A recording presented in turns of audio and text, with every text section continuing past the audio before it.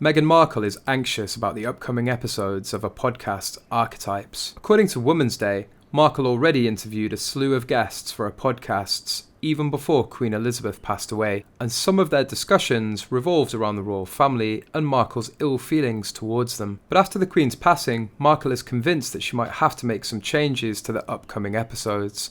However, this means that she needs to interview her guests again, and this would entail so much work.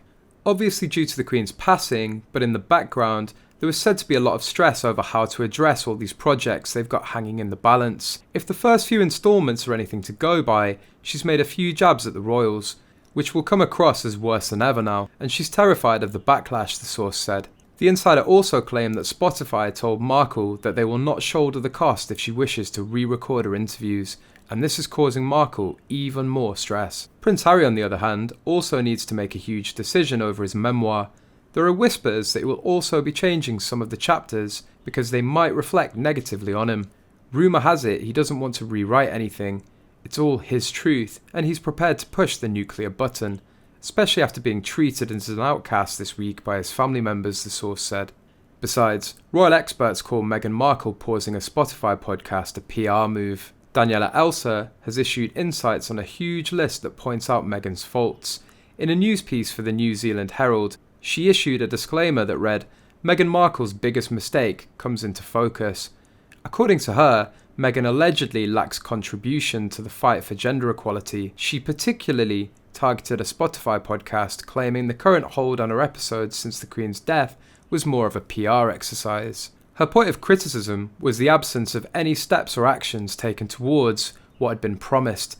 Speaking up is great, but where is the follow-through, she asked. According to her words and preachings, Meghan should have been the front woman feminist of the country.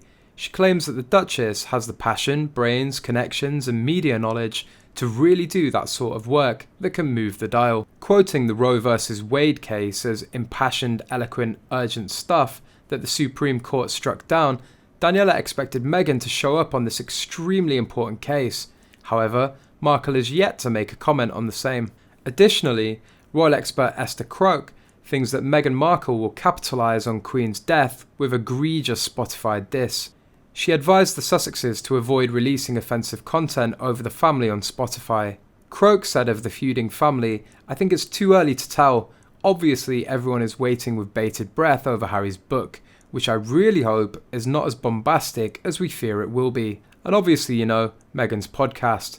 Let's hope she doesn't say anything more egregious about the royal family." I think that Meghan is going to keep capitalising on what she's been capitalising on so far.